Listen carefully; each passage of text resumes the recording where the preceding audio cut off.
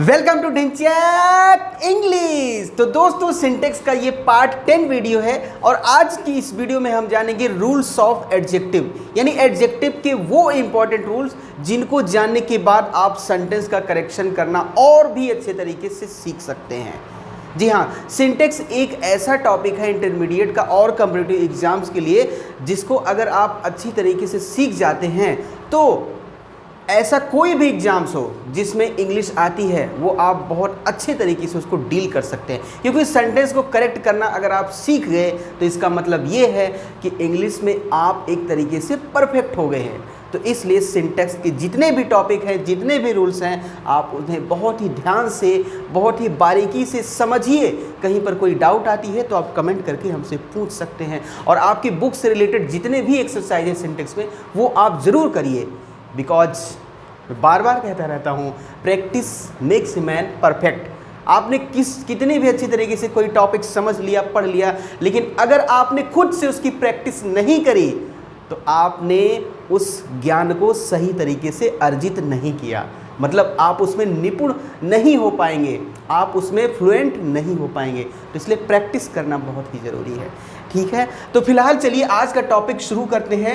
Rules of adjective. Adjective के rules वो कौन कौन से हैं जो सिंटेक्स के अंतर्गत आते हैं, उनको जानना बहुत ही ज़्यादा ज़रूरी होता है। तो सबसे पहले हम ये जान लेते हैं कि एडजेक्टिव क्या होता है। वो तो आप पहले से ही जानते होंगे, आपने कई बार पढ़ रखा होगा कि adjective is a word which qualifies a noun और ए प्रोनाउन, यानी एडजेक्टिव ऐसा शब्द होता है जो किसी नाउन या प्रोनाउन की विशेषता बताता है। तो बिल्कुल एडजेक्टिव वही होता है जो किसी नाउन या प्रोनाउन की विशेषता बताता है। और इसकी 3 डिग्री आपको याद रखना बहुत ही ज़्यादा ज़रूरी है।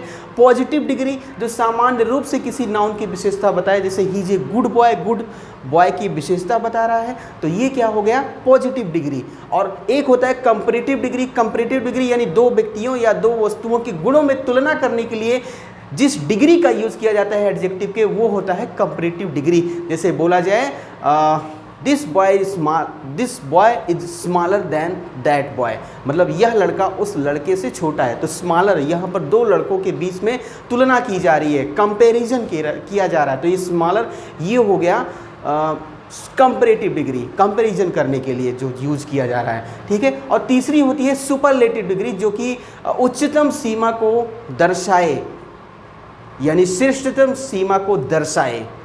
ठीक है, फॉर एग्जाम्पल अगर कहा जाए Mohan is the best boy in this class, Mohan इस क्लास में सबसे अच्छा लड़का है, तो गुड बेटर 2 लोगों में कंपैरिजन करने के लिए बेटर सबसे अच्छा, यानी उच्चतम सीमा को जो दर्शा रहा है वो है बेस्ट।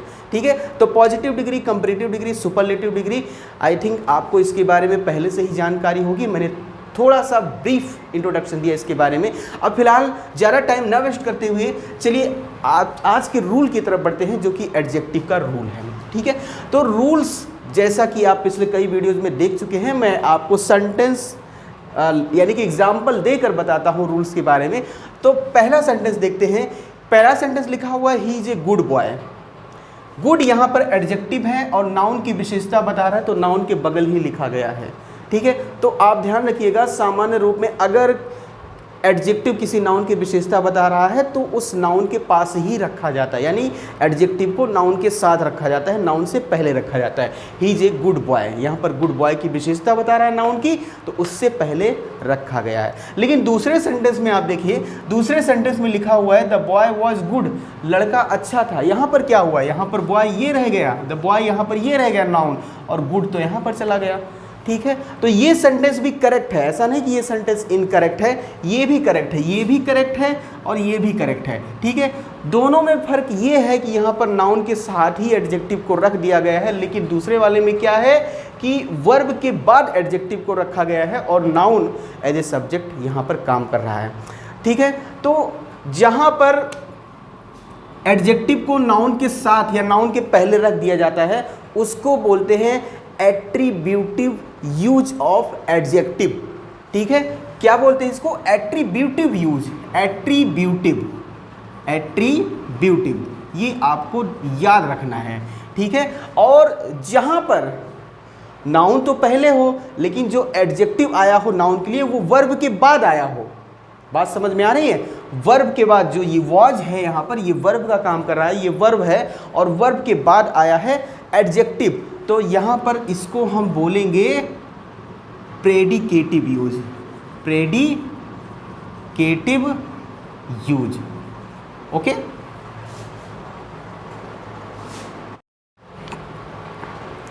इसके बाद देखिए अगला जो सेंटेंस लिखा हुआ है, अगला सेंटेंस है Alexander the great conquered many countries. तो यहाँ पर अलेक्जेंडर ये नाउन है और इसके बगल में ही लिख दिया गया है द ग्रेट, जो कि एडजेक्टिव है।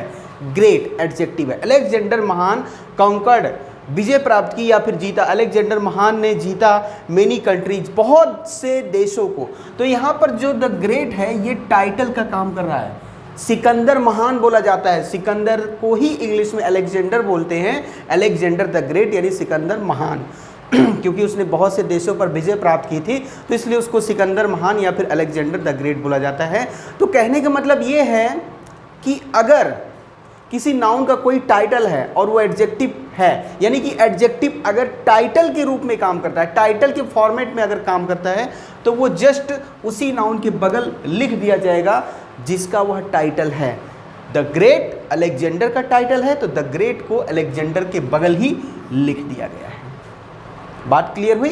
ये आपको ध्यान रखना है कि एडजेक्टिव अगर टाइटल का काम करे तो उसको उस नाउन के बगल ही लिख दिया जाता है जिसका कि वह टाइटल है। ठीक है, चलिए देखते हैं अगला रूल। अगला रूल है, देखिए कुछ यहाँ पर एडजेक्टिव दिए गए हैं, उनकी ना तो कोई कंपैरेटिव डिग्री होती है और ना ही कोई सुपरलेटिव डिग्री होती है। ना तो कंपैरेटिव डिग्री होगी और ना ही कोई सुपरलेटिव डिग्री होगी। क्यों? क्योंकि ये जो एडजेक्टिव दिए गए हैं ये अपने आप में एक उच्चतम सीमा को दर्शाते हैं।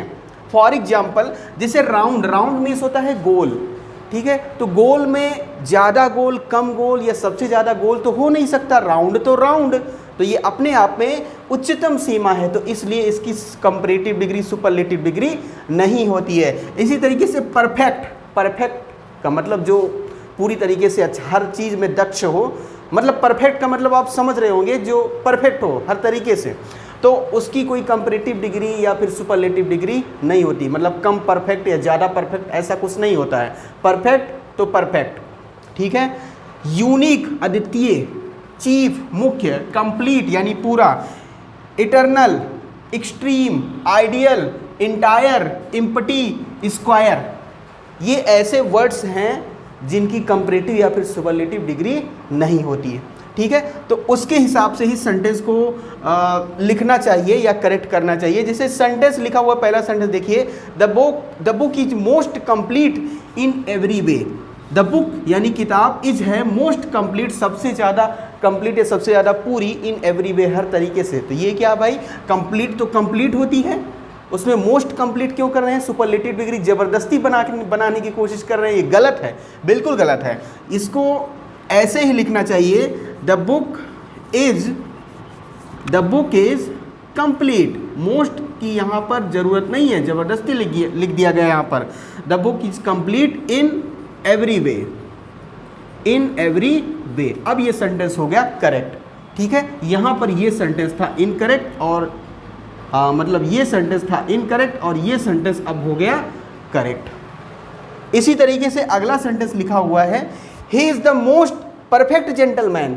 अब परफेक्ट तो भाई अपने आप में ही कंप्लीट परफेक्ट होता है, परफेक्ट तो परफेक्ट, उसमें मोस्ट में सबसे ज़्यादा सुपरलेटिव डिग्री बनाने की क्या ज़रूरत है? बिल्कुल गलत है। ठीक है, इसकी सुपरलेटिव डिग्री बनती ही नहीं है, ये अपने आप में ही कंप्लीट है। तो इसको ऐसे लिखेंगे, he is the perfect gentleman, वह परफेक्ट जेंटलमैन है। इसमें मोस्ट नहीं लगेगा, सुपरलेटिव डिग्री या कंपैरेटिव डिग्री नहीं लगेगी। और देखिए अगले रूल में यहाँ पर 3 सेंटेंस दिया गया है, she is the wisest of the 2, he is wiser than all, the girl is cleverer of the 3। इन तीनों सेंटेंस में आपको क्या लगता है, ये करेक्ट है या इनकरेक्ट है?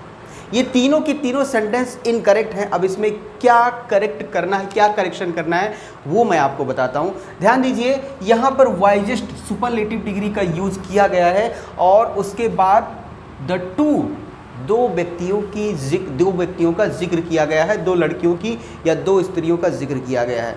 तो आपको तो ये पता होगा कि अगर दो व्यक्तियों की किसी गुण के आधार पर तुलना की जाती है, कंपैरिजन की जाती है, तो वहाँ पर कंपैरेटिव डिग्री का यूज होता है, ना कि सुपरलेटिव डिग्री का यूज होता है। ठीक है, तो ये तो गलती यहाँ पर पकड़ में आ गई। She is the wisest of the to, वो सबसे ज़्यादा बुद्धिमान है, ऑफ द टू, दोनों में, वह दोनों में से सबसे ज़्यादा बुद्धिमान है, तो ये गलत है। यहाँ पर होना चाहिए वाइजर, क्योंकि दो लोगों की तुलना की जा रही है, तो इसमें से कंपैरेटिव डिग्री होगा। ठीक है, दोनों में वह ज़्यादा बुद्धिमान है। जब दो व्यक्तियों की तुलना की जाए तो कंपैरेटिव डिग्री का यूज होगा। तो ये होना चाहिए सेंटेंस इस तरीके से, शी इज़ द का यूज तो होगा नहीं कंपैरेटिव डिग्री में, शी इज वाइजर देन, या फिर वाइजर ऑफ द टू, हम ऐसे सीधे लिख सकते हैं, she is wiser of the two, यानी कि दोनों में से वह ज़्यादा बुद्धिमान है। ठीक है, तो ध्यान रखिएगा कि अगर दो व्यक्तियों या वस्तुओं की तुलना की जा रही हो तो वहाँ पर कंपैरेटिव डिग्री का यूज होता है, कंपैरेटिव डिग्री का यूज होता है, सुपरलेटिव का नहीं होगा, या पॉजिटिव डिग्री का यूज नहीं होगा। इसी तरीके से अगला सेंटेंस है, he is visor than all, वह सबसे ज़्यादा बुद्धिमान है। He is visor than all. अब देखिए यहाँ पर दो व्यक्तियों की बात नहीं की जा रही, यहाँ पर ऑल में ढेर सारे व्यक्ति आ गए। इस सेंटेंस में इससे कहीं भी ये क्लियर नहीं हो रहा है कि इसमें दो व्यक्ति हैं या फिर दो वस्तु है, तो इसमें कंपैरेटिव डिग्री का यूज नहीं होगा, इसमें यूज होगा सुपरलेटिव डिग्री का। ठीक है, जब दो व्यक्तियों की बात की जाए तभी कंपैरेटिव डिग्री का यूज होगा। He is visor than all, तो इसको हम ऐसे लिखेंगे, he is the wisest of all, यानी कि वह सबसे ज़्यादा बुद्धिमान है। अब इसमें देन का यूज़ तो होगा नहीं, सुपरलेटिव डिग्री में देन का यूज़ नहीं होता है, और सुपरलेटिव डिग्री से पहले द का यूज़ होता है। ठीक है, इन सारी चीज़ों को, ये छोटी छोटी चीज़ें हैं जो कि आपको एडजेक्टिव वाले टॉपिक में क्लियर होनी चाहिए। ठीक है, तो मैं आपको बताते चल रहा हूँ, सुपरलेटिव डिग्री से पहले द का यूज़ होता है और देन सिर्फ और सिर्फ कंपैरेटिव डिग्री में यूज़ होता है, ये आप ध्यान रखिएगा। तीसरा सेंटेंस देखिए, द गर्ल इज़ क्लिवरर देन, कि या क्लिवरर ऑफ द थ्री, यानी कि द गर्ल, लड़की, इज़ क्लिवरर, ज़्यादा चालाक है, ऑफ द थ्री, तीनों में से, लड़की तीनों में से ज़्यादा चालाक है, यानी तीन लोग हैं और उनमें किसी एक लड़की को कहा जा रहा है कि ये ज़्यादा चालाक है। अब देखिए, मैंने आपको फिर वही जो पहले बताया था कि सिर्फ दो व्यक्तियों के लिए या फिर दो वस्तुओं के लिए ही कंपैरेटिव डिग्री का यूज होता है, तो यहाँ तो तीन हो गए, तो जब तीन हो गए तो कंपैरेटिव डिग्री यहाँ पर क्या कर रहा है, बिल्कुल गलत है। यहाँ पर सुपरलेटिव डिग्री का यूज होगा, यानी कि लड़की तीनों में से ज़्यादा चालाक है, या लड़की तीनों में से सबसे ज़्यादा चालाक है, ये होना चाहिए, ये होगा करेक्ट। ठीक है, तो इसको हम ऐसा लिखेंगे, the girl is the cleverest, यानी लड़की सबसे ज़्यादा चालाक है, ऑफ द थ्री, तीनों में से लड़की सबसे ज़्यादा चालाक है। ठीक है, तो दो से ज़्यादा व्यक्ति या वस्तु हो तो सुपरलेटिव डिग्री का यूज होगा कंपैरिजन करने के लिए। ठीक है, इसके बाद जो चौथा रूल है, इसको आप खास तौर से ध्यान दीजिएगा, अगर एक ही व्यक्ति है, उसके दो गुणों की तुलना की जा रही है, तो वहाँ पर कंपैरेटिव या सुपरलेटिव डिग्री का यूज नहीं होगा, बल्कि पॉजिटिव डिग्री से पहले मोर का यूज किया जाता है। बात समझ में आई? जब एक ही व्यक्ति के दो गुणों की तुलना की जाए तो वहाँ पर कंपैरेटिव या सुपरलेटिव डिग्री का यूज नहीं होगा, सुपरलेटिव तो वैसे ही नहीं होगा, कंपैरेटिव डिग्री का यूज हो सकता है सेंटेंस में दिया गया हो आपको भ्रमित करने के लिए, कंफ्यूज करने के लिए, तो वहाँ पर आपको ध्यान देना है पॉजिटिव डिग्री का यूज होगा एडजेक्टिव के, और उससे पहले मोर का यूज किया जाएगा। जैसे सेंटेंस दिया गया है, Ramesh is braver than wise. ठीक है, रमेश है ज़्यादा बहादुर देन वाइज, बुद्धिमान की अपेक्षा। रमेश ज़्यादा बहादुर है बुद्धिमान की अपेक्षा, तो यहाँ पर देखिए ब्रेवर जो लिखा हुआ है ना, ये कंपैरेटिव डिग्री है, तो ये यहाँ पर इनकरेक्ट है, क्योंकि वाइज अलग गुण है और ब्रेवर अलग गुण है, और एक ही व्यक्ति रमेश के गुणों की तुलना की जा रही है, एक ही व्यक्ति के दो गुणों की तुलना की जा रही है, एक ही व्यक्ति के लिए दो एडजेक्टिव का यूज किया गया है। तो ये जो ब्रेवर है ये नहीं होगा, पॉजिटिव डिग्री ही होगा, उससे पहले मोर का यूज कर देंगे, तो ये हो जाएगा Ramesh is more brave, Ramesh ज़्यादा बहादुर है देन वाइज, बुद्धिमान की अपेक्षा। रमेश ज़्यादा बहादुर है बुद्धिमान की अपेक्षा, ये बात आपको यहाँ पर ध्यान रखनी है। ठीक है। अगला सेंटेंस है सोहन इज क्लिवरर देन ऑनेस्ट। यहाँ पर भी सोहन एक नाउन है और इसके दो गुणों की तुलना की जा रही है, क्लिवर यानी चालाक, ऑनेस्ट ईमानदार। ठीक है, तो क्लिवरर और ऑनेस्ट ये दोनों एक ही नाउन के दो एडजेक्टिव है, एक ही नाउन के लिए दो एडजेक्टिव यूज किए गए हैं, यानी एक ही व्यक्ति की विशेषताएं बताई जा रही है, उनमें तुलना की जा रही है। तो यहाँ पर जो क्लिवरर लिखा हुआ है कंपैरेटिव डिग्री, ये इनकरेक्ट है, ये ऐसा नहीं होगा यहाँ पर, बल्कि इसको हम ऐसे लिखेंगे सोहन इज पॉजिटिव डिग्री से पहले मोर लगाएंगे, क्लिवर है पॉजिटिव डिग्री यानी कि सोहन ज़्यादा चालाक है, देन ऑनेस्ट, ऑनेस्ट की अपेक्षा, ईमानदार की अपेक्षा। ठीक है, अगला सेंटेंस देखिए, अगले रूल के लिए जो अगला सेंटेंस है, I prefer walking that swimming then swimming, मतलब मैं वरीयता देता हूँ वॉकिंग टहलने को, देन स्विमिंग तैरने की अपेक्षा। मैं तैरने की अपेक्षा टहलने को वरीयता देता हूँ, या फिर मैं तैरने की अपेक्षा टहलना पसंद करता हूँ। ठीक है, और दूसरा जो सेंटेंस है ये है this book is more preferable, यह बुक ज़्यादा वरीयता देने योग्य है, देन दैट, उसकी अपेक्षा। ठीक है, तो यहाँ पर देखिए प्रेफर एक एडजेक्टिव आया है और दूसरा एडजेक्टिव आया है प्रेफरेबल। तो ध्यान रखिएगा, प्रेफर और प्रेफरेबल ये जो दोनों एडजेक्टिव हैं इनमें कंपैरेटिव डिग्री का सेंस होता है, यानी कि ऑलरेडी ये कंपैरेटिव डिग्री ही होते हैं। तो इसको और यानी कंपैरेटिव सेंटेंस में अगर इसको हम मतलब कंपैरेटिव डिग्री की तरह अगर इसको यूज़ कर रहे हैं तो ऐसे ही लिख देंगे, यानी प्रेफर प्रेफरेबल ही लिख देंगे, इसके पहले मोर लगाने की ज़रूरत नहीं है। बात समझ में आ रही है? कंपैरेटिव डिग्री बनाने के लिए हम मोर का यूज़ करते हैं ना, लेकिन इन दोनों वर्ड्स में, इन दोनों एडजेक्टिव में मोर लगाने की ज़रूरत नहीं है, क्योंकि इनमें ऑलरेडी कंपैरेटिव डिग्री का सेंस होता है। और इनके बाद देन का यूज़ ना करके हमें टू का यूज़ करना चाहिए, तब सेंटेंस करेक्ट माना जाता है। ठीक है, तो इस तरीके से ये जो सेंटेंस है ये है इनकरेक्ट। यहाँ पर हमें लिखना चाहिए I prefer walking to swimming, I prefer walking to swimming. ठीक है, यानी जब प्रेफर रहेगा तो देन की बजाय टू का यूज करना चाहिए। ओके, अगला सेंटेंस है this book is more preferable. मैंने आपको क्या बताया, प्रेफरेबल में कंपैरेटिव का सेंस है, तो उसके पहले मोर का यूज नहीं होगा, मोर का यूज नहीं होगा, और उसके बाद में देन के बजाय टू का यूज होगा।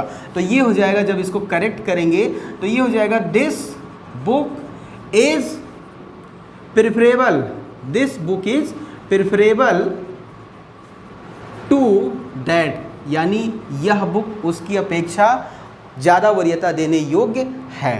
ठीक है, और अगले रूल की हम बात करते हैं। अगले रूल में भी देखिए दो सेंटेंस दिया गया है, this is the best and cheaper pen in the market, और दूसरा सेंटेंस दिया गया है he is the honest and cleverer boy in the class. तो देखिए यहाँ पर आपको गलती पकड़ में आ रही होगी, एक ही नाउन से रिलेटेड दो एडजेक्टिव दिए गए हैं, एक तो है द बेस्ट और दूसरा है चीपर, एक है सुपरलेटिव डिग्री और दूसरा है कंपैरेटिव डिग्री। इसी तरीके से ही इज़ द ऑनेस्ट, ही के लिए ऑनेस्ट का यूज हुआ है जो कि सुपरलेटिव डिग्री है, और ही के लिए ही क्लिवरर का यूज किया गया है जो कि कंपैरेटिव डिग्री है। यही यहाँ पर गलत हुआ है।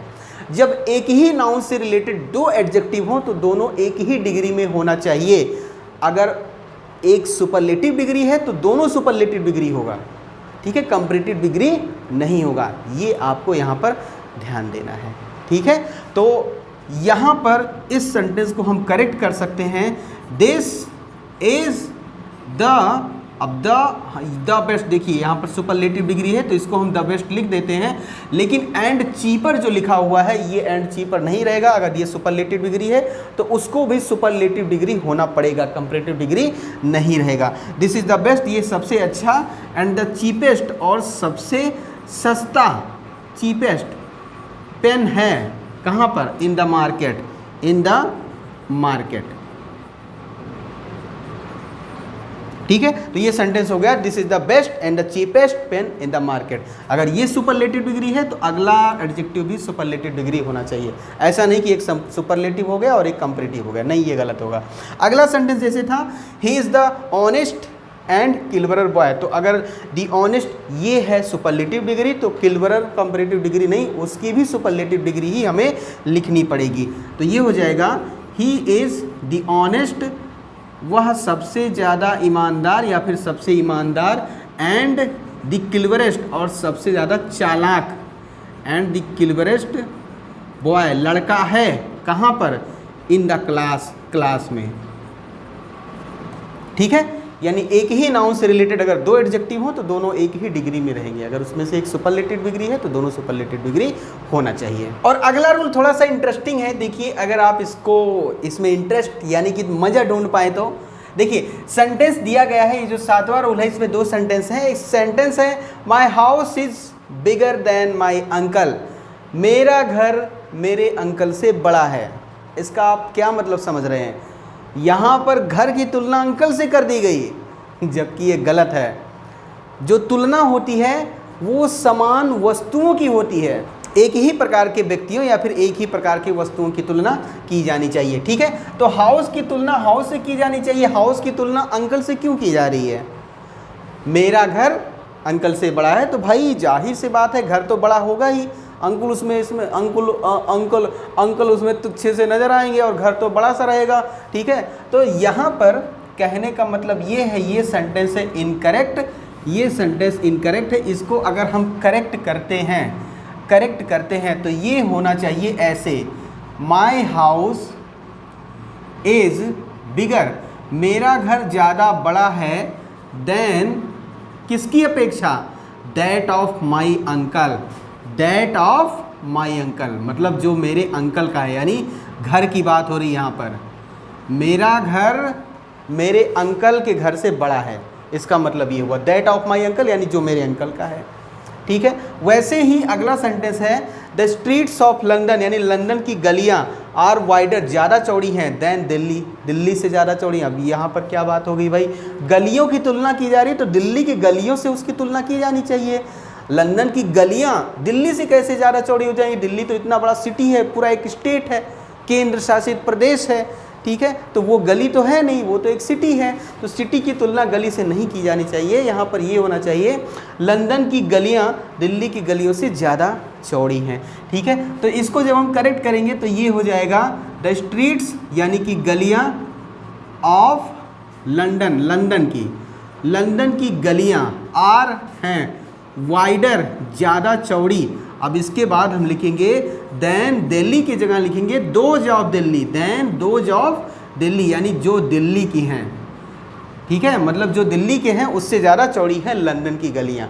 ठीक है, देखिए यहाँ पर दैट ऑफ का यूज किया गया और यहाँ पर दोज ऑफ का यूज किया गया, तो डिपेंड करता है जो नाउन है जिसकी तुलना की जा रही है वो सिंगुलर है या प्लूरल है। जैसे यहाँ पर हाउस की बात की जा रही है तो सिंगुलर है तो दैट ऑफ का यूज़ किया गया, लेकिन यहाँ पर द स्ट्रीट्स गलियों की बात की जा रही है तो दोज ऑफ, यानी स्ट्रीट्स क्या हो गया, प्लूरल नाउन हो गया, तो इसलिए दोज ऑफ का यूज किया गया है। ठीक है, तो सिंगुलर नाउन के लिए दैट ऑफ और प्लूरल नाउन के लिए दोज ऑफ का यूज करना चाहिए। ठीक है, अगले रूल की तरफ हम बढ़ते हैं।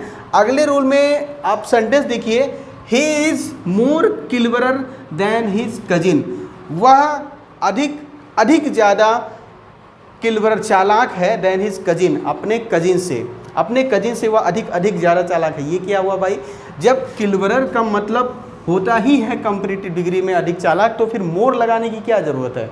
मोर तो वहाँ पर होता है जिसमें ई आर लगाकर कंपैरेटिव डिग्री नहीं बनाया जाता, उसमें मोर लगाकर कंपैरेटिव डिग्री बना लिया जाता है। ठीक है, तो यहाँ पर एक तरीके से देखा जाए तो ये डबल कंपैरेटिव लिख दिया गया है। ठीक है, तो डबल कंपैरेटिव का यूज नहीं होना चाहिए। क्लेवर ये ऑलरेडी कंपैरेटिव डिग्री में है, इससे पहले मोर का यूज नहीं होगा। तो इसको जब हम करेक्ट करेंगे तो ये हो जाएगा ही इज़ क्लेवरर, वह ज़्यादा चालाक है देन हिज कजिन, अपने कजिन से ज़्यादा चालाक है। ठीक है, क्लेवरर ऑलरेडी कंपैरेटिव डिग्री में है, इससे पहले मोर का यूज नहीं होगा। इसी तरीके से जो अगला सेंटेंस है देखिए ये भी इनकरेक्ट है, Ravi is the most best boy in the class, Ravi है सबसे अच्छा लड़का इन द क्लास। मोस्ट का मतलब सबसे अधिक या फिर सबसे ज़्यादा, और बेस्ट का मतलब होता ही है सबसे अच्छा, तो मोस्ट लगाने की इसमें क्या ज़रूरत है, ठीक है। तो कहने का मतलब ये है यहाँ पर भी डबल सुपरलेटिव हो रहा है। बेस्ट होता ही है सुपरलेटिव डिग्री, उसको फिर सुपरलेटिव बनाने के लिए मोस्ट का यूज़ किया गया, जो कि गलत है। जो ऑलरेडी सुपरलेटिव डिग्री है उसमें मोस्ट लगाने की ज़रूरत ही नहीं है। तो यहाँ पर भी ये सेंटेंस गलत है, और इसको जब करेक्ट करेंगे तो ये हो जाएगा Ravi is the best boy in the class.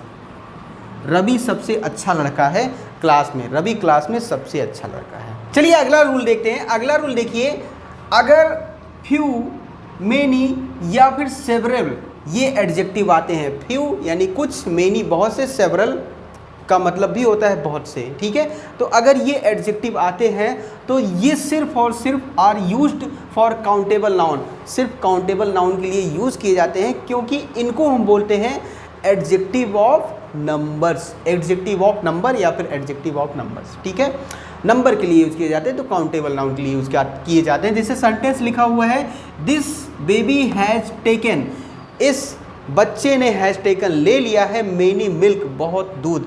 तो मिल्क क्या है, काउंटेबल नाउन है या अनकाउंटेबल नाउन है? ये अनकाउंटेबल नाउन है, इसको मापा जा सकता है, गिना नहीं जा सकता। एक दूध दो दूध नहीं गिन सकते, बल्कि लीटर में इसको मापा जा सकता है। तो ये अनकाउंटेबल नाउन है, इससे पहले मेनी का यूज़ नहीं होगा, ये गलत है। तो इसकी जगह पर हम मच का यूज़ कर सकते हैं, जो कि अनकाउंटेबल नाउन के लिए यूज़ किया जाता है, और उसको बोलते हैं एडजेक्टिव ऑफ क्वांटिटी, ठीक है। तो ये हो जाएगा, this baby has taken much milk, इस लड़के ने बहुत दूध ले लिया है, यानी बहुत दूध पी लिया है, ठीक है। इसके बाद कुछ एडजेक्टिव ऐसे भी हैं, जैसे सम, ऑल, मोस्ट, एनी और नो। ये काउंटेबल और अनकाउंटेबल दोनों टाइप के नाउन के साथ यूज किए जाते हैं, ठीक है। जहाँ पर ये काउंटेबल नाउन के लिए यूज किए जाएंगे वहाँ पर इनको एडजेक्टिव ऑफ नंबर बोला जाएगा, और जहाँ पर ये अनकाउंटेबल नाउन के लिए यूज किए जाएंगे वहाँ पर इनको एडजेक्टिव ऑफ क्वांटिटी बोला जाएगा, ठीक है। दोनों तरीके से इसको यूज कर सकते हैं। जैसे पहला सेंटेंस देखिए, there is no passengers on the booking window. There is no passenger, no आया है ना, कोई पैसेंजर नहीं है बुकिंग विंडो पर, कोई यात्री नहीं है बुकिंग विंडो पर, ठीक है। तो पैसेंजर्स क्या है, काउंटेबल नाउन है, पैसेंजर्स को काउंट किया जा सकता है, उससे पहले नो एडजेक्टिव का यूज़ कर दिया गया है। तो यहाँ पर ये नो क्या है, यहाँ पर एडजेक्टिव ऑफ नंबर का काम कर रहा है। अगला सेंटेंस देखिए, he left no water in the glass. उसने ग्लास में कोई भी वाटर नहीं छोड़ा, बिल्कुल भी वाटर नहीं छोड़ा। तो ये जो नाउन है यहाँ पर वाटर, ये क्या है, अनकाउंटेबल नाउन है, इससे पहले नो का यूज़ कर दिया गया। तो यहाँ पर नो क्या हो गया, एडजेक्टिव ऑफ क्वांटिटी, क्योंकि वाटर की तो क्वांटिटी होती है, उसको काउंट नहीं कर सकते ना, उसको मापा जा सकता है। अगला सेंटेंस देखिए, he has bought some animal. उसने खरीदे कुछ जानवर। तो यहाँ पर एनिमल्स को काउंट किया जा सकता है, ये काउंटेबल नाउन है, उससे पहले सम का यूज़ हुआ है।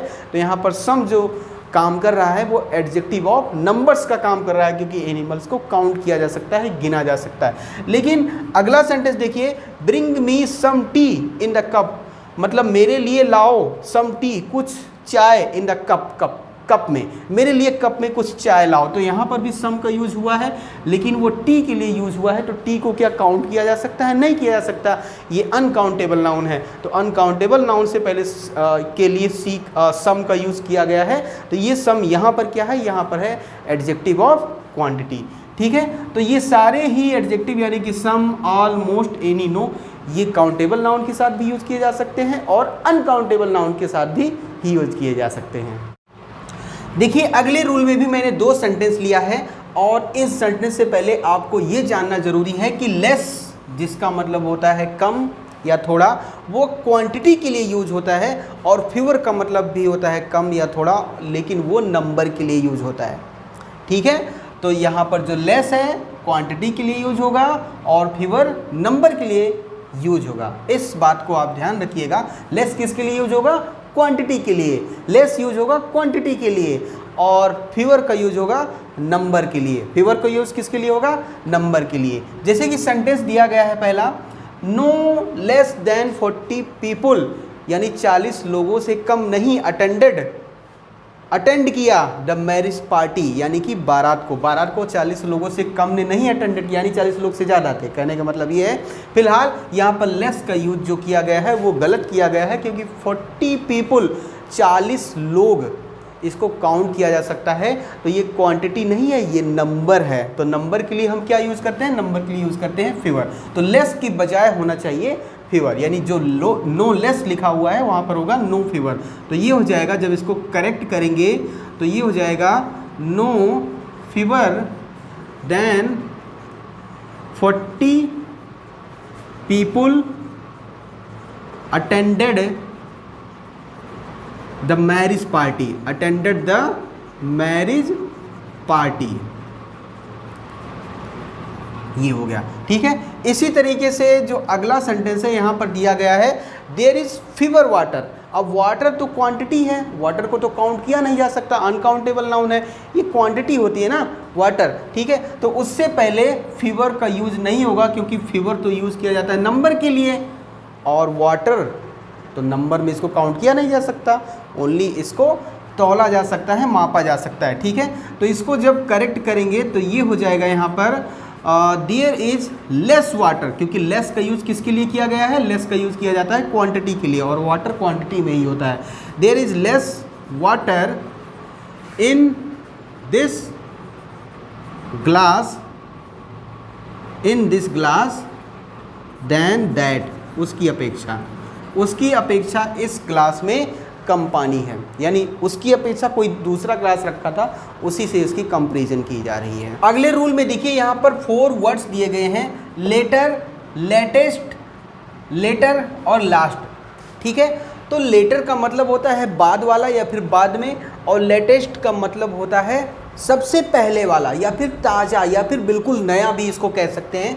इनको यूज़ किया जाता है टाइम के लिए, लेटर और लेटेस्ट का यूज़ किया जाता है टाइम के लिए, यानी कि सेंटेंस में जब टाइम बताया जा रहा हो या फिर टाइम के आधार पर बाद में या फिर पहले वाला बोला जा रहा हो, तो उसके लिए लेटर और लेटेस्ट का यूज़ किया जाता है। ठीक है, लेकिन लेटर देखिए स्पेलिंग में थोड़ा सा डिफरेंस है, LATTER है, यहाँ पर LATTER है और इसमें LATER है। ठीक है, तो जब टाइम के लिए यूज़ किया जाएगा लेटर तो LATER रहेगा, और ऑर्डर यानी क्रम के लिए यूज़ किया जाएगा तो LATTER रहेगा। तो इसका मतलब भी होता है बाद वाला, और लास्ट का मतलब होता है सबसे बाद वाला।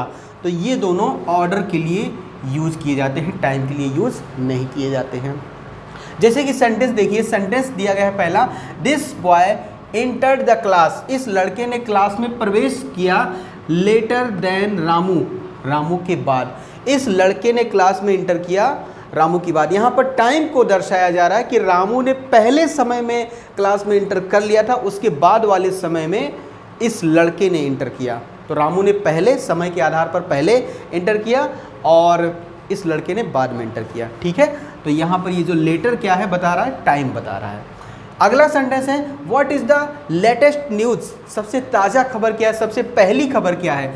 तो टाइम के आधार पर यहाँ पर लेटेस्ट का यूज़ किया गया है। लेटेस्ट का मतलब सबसे पहले वाला, टाइम के आधार पर, यानी बिल्कुल अभी हाल की ही घटना क्या है, तो वो है लेटेस्ट न्यूज़। इसके बाद अगला सेंटेंस देखिए, ऑफ द 3 ड्रिंक्स, यानी 3 पेय में से, 3 ड्रिंक में से, milk soda and T, milk soda और टी, इन तीनों ड्रिंक में से आई लाइक, मैं पसंद करता हूँ, द लास्ट, सबसे आखिरी वाला, बेस्ट, सबसे ज़्यादा, मैं सबसे आखिरी वाला सबसे ज़्यादा या फिर सबसे अच्छा पसंद करता हूँ। तो देखिए मिल्क सोडा एंड टी, यही 3 ड्रिंक हैं जो कि यूज़ किए गए हैं। तो इसमें ऑर्डर के आधार पर अगर देखा जाए तो लास्ट वाला टी है, टी को ही ज़्यादा पसंद किया जा रहा है। ठीक है, लास्ट किसके लिए यूज़ किया जाता है, ऑर्डर के लिए। तो ऑर्डर देखिए milk soda and T, last वाला टी होगा। ठीक है, इसी तरीके से जो अगला सेंटेंस है, the latter chapters of this book, यानी इस बुक के लेटर वाले बाद वाले chapters are not very interesting, बहुत ज़्यादा मज़ेदार नहीं है। इस बुक के बाद वाले चैप्टर बहुत ज़्यादा मज़ेदार नहीं है। तो यहाँ पर जो लेटर का यूज़ किया गया है क्रम के लिए यूज़ किया गया है बाद वाला। ठीक है, शुरुआत के जो चैप्टर हैं, यानी चैप्टर एक क्रम से ही होते हैं, एक ऑर्डर से ही होते हैं किसी भी बुक में। तो शुरुआती चैप्टर स्टार्टिंग वाले इंटरेस्टिंग है और बाद वाले चैप्टर बहुत ज़्यादा इंटरेस्टिंग नहीं है। तो यहाँ पर जो लेटर दर्शा रहा है किसको दर्शा रहा है, ऑर्डर यानी कि क्रम को दर्शा रहा है। अगला सेंटेंस देखिए, Tulsidas and Surdas are great poets. Tulsidas और सूरदास महान कवि हैं, बट द फार्मर यानी कि पहले वाला इज ग्रेट ज़्यादा महान है देन द लेटर। ठीक है, यहाँ पर देन होना चाहिए था, is greater than the latter. ठीक है, बाद वाले की अपेक्षा। तो यहाँ से आप ये भी देख सकते हैं कि ये जो लेटर है ये फार्मर का अपोजिट है। फार्मर मीन्स पहले वाला और लेटर मीन्स बाद वाला। ऑर्डर यानी क्रम के आधार पर। तो पहले वाला कौन हुआ, तुलसीदास। तुलसीदास ज़्यादा ग्रेट हैं दूसरे वाले की अपेक्षा यानी कि सूरदास की अपेक्षा। ठीक है, इसी तरीके से आप ये भी यहाँ पर समझ सकते हैं कि जो लास्ट है ये फर्स्ट का अपोजिट है। लास्ट फर्स्ट का अपोजिट है और लेटर ये फार्मर का अपोजिट है। कि अगले रूल में जो कहा जा रहा है, जो 13th रूल है हमारा, फार का मतलब होता है दूर और फार्दर कंपैरेटिव डिग्री के लिए यूज होता है, अधिक दूरी के लिए यूज किया जाता है फार्दर। लेकिन फर्दर ये इसी से मिलता जुलता एक तरीके से होमोफोन्स है, लेकिन इसका मतलब होता है और आगे, और ये दूरी से संबंधित नहीं है। फर्दर दूरी से संबंधित नहीं है लेकिन फार्दर दूरी से संबंधित है। जैसे सेंटेंस दिया जा रहा है, Mumbai is farther from Mathura, मतलब मथुरा से मुंबई ज़्यादा दूर है देन झांसी, झांसी की अपेक्षा। ठीक है, मथुरा से मुंबई ज़्यादा दूर है झांसी की अपेक्षा। तो यहाँ पर जो फार्दर का यूज किया गया है ये दूरी को बताने के लिए, दूरी को जताने के लिए यूज किया गया है। अगला सेंटेंस है, ही फर्दर सेड, उसने आगे कहा। अब यहाँ पर दूरी नहीं बल्कि और आगे, आगे बोला, उसके आगे क्या हुआ उसके लिए फर्दर का यूज किया गया है। ही फर्दर सेड, उसने आगे कहा कि that he was not going, कि वह नहीं जा रहा है। उसने आगे कहा कि वह नहीं जा रहा है। और अगला सेंटेंस है, he does not need any further help. He does not need, उसे और मतलब उससे ज़्यादा ज़रूरत नहीं है, उसे ज़रूरत नहीं है एनी फर्दर हेल्प, किसी और आगे मदद की, यानी किसी और मदद की, आगे की मदद की उसे ज़रूरत नहीं है। तो फर्दर का यूज़ भी यहाँ पर और आगे के लिए यूज़ किया गया है या फिर और के लिए यूज़ किया गया है। ठीक है, तो फार्दर दूरी के लिए यूज़ किया जाता है और फर्दर का मतलब होता है और आगे, लेकिन ये दूरी से रिलेटेड नहीं है, ध्यान रखिएगा। ठीक है, इसके बाद जो 14th रूल है इसमें आपको ये ध्यान रखना है, द टू फर्स्ट, इसका कोई अर्थ नहीं होता है। द टू फर्स्ट की जगह पर द फर्स्ट टू होना चाहिए। तो ये जो सेंटेंस लिखा नहीं है, the two first chapters of this book are very interesting, ये गलत है। द टू फर्स्ट की जगह पर होना चाहिए the first two. Okay, the first two chapters, यानी कि पहले के दो चैप्टर्स ऑफ दिस बुक, इस बुक के, आर हैं, क्या हैं, वेरी इंटरेस्टिंग, बहुत ही मज़ेदार। पहले के दो चैप्टर इस बुक के बहुत ही मज़ेदार हैं। और दोस्तों चलते चलते यहाँ पर हम आ चुके हैं आज के इस रूल्स ऑफ एडजेक्टिव के लास्ट रूल की तरफ। आखिरी रूल है और ये 15th ऑफ रूल है। इसमें आपको ये बताने की कोशिश की जा रही है कि एल्डर और एल्डेस्ट ये मेंबर्स ऑफ ए फैमिली, यानी एक ही फैमिली के मेंबर्स के लिए यूज किया जाता है। ठीक है, एल्डर का मतलब होता है उम्र में बड़ा और एल्डेस्ट का मतलब होता है उम्र में सबसे बड़ा। ठीक है, तो जैसे भाई बहन, पुत्र पुत्री या फिर चाचा चाची, मतलब एक ही फैमिली मेंबर्स के लिए इनका यूज किया जाता है, एल्डर का और एल्डेस्ट का। ठीक है, लेकिन ओल्डर और ओल्डेस्ट, ओल्डर का मतलब होता है उम्र में बड़ा, या फिर ओल्डेस्ट का मतलब, या फिर देखिए पुराना भी होता है इसका मतलब, और उम्र में भी बड़ा होता है। ठीक है, उम्र में बड़ा और पुराना, पुराना यानी कि वस्तुओं के लिए भी यूज़ किया जाता है और उम्र में बड़ा यानी कि पर्सन यानी कि व्यक्तियों के लिए भी यूज़ किया जाता है। ओल्डेस्ट का मतलब होता है सबसे बड़ा या फिर सबसे बूढ़ा भी कह सकते हैं, और ओल्डेस्ट का मतलब सबसे पुराना भी होता है। तो कहने का मतलब ये है कि ओल्डर और ओल्डेस्ट का यूज पर्सन के साथ तो किया ही जाता है, साथ ही साथ नॉन लिविंग थिंग्स यानी निर्जीव वस्तुओं के लिए भी इनका यूज किया जाता है। फॉर एग्जाम्पल कुछ सेंटेंस देखिए, my elder brother is a doctor, यानी कि मेरा बड़ा भाई एक डॉक्टर है। तो यहाँ पर जो एल्डर का यूज किया गया है मेरे भाई के लिए यूज किया गया है, तो ये एक ही फैमिली मेंबर के लिए यूज किया गया है एल्डर का। और अगला सेंटेंस देखिए, अगला सेंटेंस दिया गया है she is the Elder of the to. She is the Elder of the two यानी कि वो दोनों में से बड़ी है। यानी कि कहने का मतलब है 3 भाई बहन होंगे, उसमें से जिस लड़की की बात की जा रही है उसको कहा जा रहा है कि वो दोनों में से बड़ी है, दोनों की तुलना में वह बड़ी है। ठीक है, तो एक ही फैमिली मेंबर के 3 भाई बहनों की यहाँ पर बात हो रही है। ठीक है, इसके बाद अगला सेंटेंस दिया गया है हरी इज माई एल्डेस्ट ब्रदर। हरी मेरा सबसे बड़ा भाई है। तो यहाँ पर भी एक ही फैमिली मेंबर की बात हो रही है, एल्डेस्ट का यूज किया गया है। हरी इज माई एल्डेस्ट ब्रदर, हरी मेरा सबसे बड़ा भाई है। ठीक है, तो यहाँ पर एल्डर, यहाँ पर एल्डर और यहाँ पर एल्डेस्ट, तीनों का जो यूज किया गया है एक ही फैमिली मेंबर के लिए यूज किया गया है। ध्यान रखिएगा, एल्डर का यूज और एल्डेस्ट का यूज एक ही फैमिली मेंबर के लिए किया जाता है। आगे चलते हैं, सेंटेंस लिखा हुआ है Ravi is older than his friend. Ravi ज्यादा बड़ा है देन हिज फ्रेंड, अपने मित्र की अपेक्षा या फिर अपने मित्र से ज्यादा बड़ा है। तो ये पर्सन के लिए यूज किया गया है। अब यहाँ पर जरूरी नहीं कि एक ही फैमिली मेंबर है, दोस्त है ना उसका, तो दोस्त दूसरी फैमिली से हो सकता है, होता है ज़्यादातर दोस्त तो भाई दूसरी फैमिली की होते हैं, अपने तो भाई बहन हो जाएंगे। ठीक है, तो यहाँ पर ओल्डर का यूज किया गया है। अगला सेंटेंस है आनंद इज माई ओल्डेस्ट फ्रेंड। आनंद मेरा सबसे बड़ा मित्र है या फिर सबसे पुराना मित्र भी कह सकते हैं। ओल्डेस्ट सबसे पुराना या फिर सबसे बड़ा कह सकते हैं। ठीक है, आनंद मेरा सबसे बड़ा मित्र है या फिर सबसे पुराना मित्र है, ओल्डेस्ट। ठीक है, और अगला सेंटेंस है Delhi is oldest city of India. अब देखिए ओल्डेस्ट का यूज यहाँ पर पर्सन या व्यक्तियों के लिए यूज नहीं किया गया है, यहाँ पर यूज किया गया है ओल्डेस्ट का यूज सिटी के लिए। तो सिटी क्या है? सिटी है नॉन लिविंग थिंग। सिटी क्या है? नॉन लिविंग थिंग है, इसके लिए ओल्डेस्ट का यूज किया गया है। तो दिल्ली सबसे पुराना शहर है ऑफ इंडिया। दिल्ली इंडिया का सबसे पुराना शहर है। अगला सेंटेंस है this is the oldest building in this village. यह सबसे पुरानी बिल्डिंग है इन दिस विलेज, इस गांव में। तो ओल्डेस्ट का यूज यहां पर किस तरह से हुआ है? नॉन लिविंग थिंग के लिए, नॉन लिविंग थिंग यानी निर्जीव वस्तु के लिए ओल्डेस्ट का यूज हुआ है।